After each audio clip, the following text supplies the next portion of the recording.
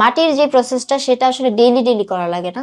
ছোট্ট একটা মাটি দিয়ে হয়তো একটা পাখি তৈরি হয়ে যায়। এতগুলো মাটি দিয়ে হয়তো আপনি 200-300 গয়না তৈরি করতে পারবেন। এটা হচ্ছে সম্পূর্ণ হাতের খেল। তো আপনি যেভাবে করবেন সেটাই। আপনি যদি চান এখন যে আপনি একটা টিপ তৈরি করবেন, সেটাও মাটি দিয়ে সম্ভব। একবার একটা আপু আমাকে নক করে বললো যে আপু আমি তো দেশের বাইরে থাকি, আপনি আমাকে যে কোনো উপায়ে একটা গয়না দেন, আমি চাই দেশের এক টুকরা মাটি যেন গয়নার মাধ্যমে আমার কাছে থাকে। উনি যখন এই মেসেজটা দিল এবং আমি পড়ার পরে জাস্ট আমি আবেগ আপ্লুত হয়ে গেলাম যে মানুষ এইভাবেও চিন্তা করতে পারে। মাটি নিয়ে মানুষের ধারণা এটা শুধু একটা মাটি না, সে চিন্তা করতেছে এটা আমার একটা দেশের একটা অংশ। সে ওইভাবে নিজের দেশকেও কাছে রাখতে চাচ্ছে। তো আমার কাছে এটা আমার মনে হয়েছে যেটা আমার জন্য অনেক গর্বের বিষয় এবং আমার জন্য অনেক বড় একটা প্রাপ্তি। আমি এটা নিয়ে এখন কাজ করতেছি যে কিভাবে অনলাইনে দিলে হচ্ছে কাস্টমাররা পাবে। এরকমও হয়েছে যে আমি স্বপ্নের মধ্যেও দেখি ডিজাইন, যে আমি এই ডিজাইনটা আমি করতে পারি। তো আমি উঠার পরপরই আবার বসলাম যে আমি কাজটা করি। তো কিন্তু কাজটা কোনোভাবেই হচ্ছে না। মানে সকাল থেকে আমি দেখা গেল দুপুর হয়ে গেছে, বিকাল হয়ে গেছে, তারপর হলো না। কিন্তু লাস্টে অনেক সময় দেওয়ার পরে যে ফিনিশিংটা এবং পুরানোর পরে দেখলাম যে না, আমি যেটা চিন্তা করছি একেবারে এক্সাক্ট ওইটাই বের হয়ে আসছে। মনে হলো যে একেবারে স্বপ্নে যেটা দেখলাম সেটাই বাস্তবে রূপ দিলাম। দাগ শুরু করেছি আমি 2021 সালে। দাগের আগেও আমি অলরেডি আরেকটা বিজনেস আমার আছে, যেটা হচ্ছে ওইটাও একটা জুয়েলারি বিজনেস। সেটা হচ্ছে নাম হচ্ছে বিভূষণ। সেখানে হচ্ছে রেডিমেডও ছিল, হ্যান্ডমেডও ছিল। যখন আমি বিভূষণে কাজ করছিলাম তো তখন দেখা গেল এগুলো ম্যাটেরিয়াল গুলো যেহেতু চকবাজারে খুবই অ্যাভেলেবেল, তো আর হচ্ছে বর্তমানে যেই ডিজিটাল যুগ, তো মানে আমরা ইউটিউবে সার্চ দিলে যে কোথায় কি পাওয়া যায় আমরা জানতে পারছি। তো তখন আমার কাজগুলো দেখা গেল যে ম্যাটেরিয়াল পাওয়া যাওয়াতে সহজেই যে কেউ করে ফেলতে পারতেছে আমারটা দেখে, বা হয়তোবা তার মাথা থেকেও আসতেছে। তো মানে কাজের মধ্যে ভিন্নতা ছিল না। আমি যে কাজটা করতেছি সেই কাজটা দিয়ে আমার আসলে শান্তি আমি পাচ্ছি না।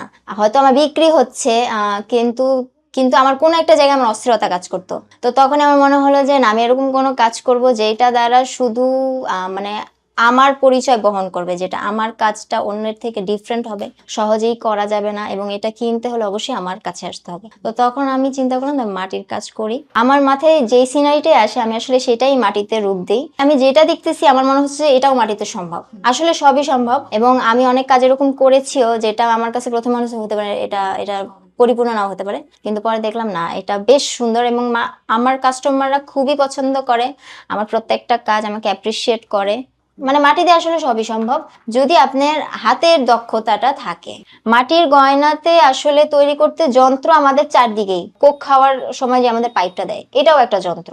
তারপরে আপনার একটা কলম একটা যন্ত্র হতে পারে, আপনি সুই একটা যন্ত্র, যেটা আপনি একটা ক্লিপের একটা যেই চোখ অংশ ওইটাও একটা যন্ত্র। মানে আপনি সবকিছু দিয়েই মাটিতে ডিজাইন করতে পারবেন। আমার এই কাজে আমার সবচেয়ে বড় মেশিনারি হচ্ছে আমার এই দুই হাত। আমি হাত দিয়ে যেভাবে মাটিকে গড়তে যাই সেটাই সম্ভব।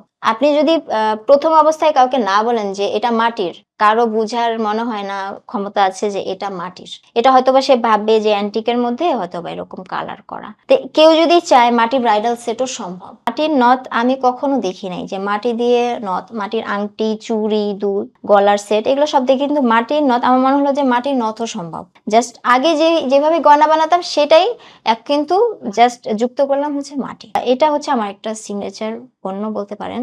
মেইনলি এই গয়নাগুলো যারা একটু শৌখিন, যারা হচ্ছে সংস্কৃতি মনা, তারা মেইনলি এই ধরনের গয়নার প্রতি বেশি আকৃষ্ট। আর এছাড়াও বিভিন্ন ফ্যাশন শোতে যারা হচ্ছে দেশীয় পণ্যকে উপস্থাপন করছে, তারাও চাচ্ছে যে তাদের দেশীয় জামা কাপড়ের সাথে দেশীয় একটা গয়নাও অ্যাটাচ যেন হয়। আমরা অনলাইনে টোটালি অর্ডার নিচ্ছি না, কারণ কাস্টমার আসলে চায় যে আজকে অর্ডার করবে 3 দিনের মধ্যে সে হয়তো প্রোডাক্টটা পাবে, কিন্তু মাটির ক্ষেত্রে এটা একেবারেই সম্ভব না।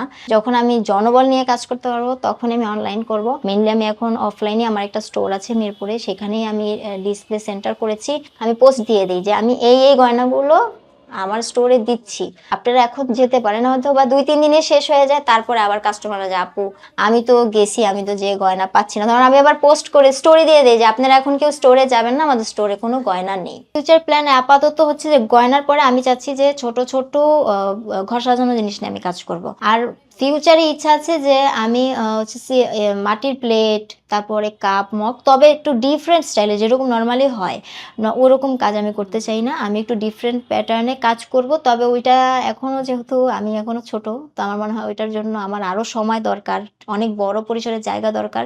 ওইটা নিয়ে আমি ভবিষ্যৎ পরিকল্পনা করছি।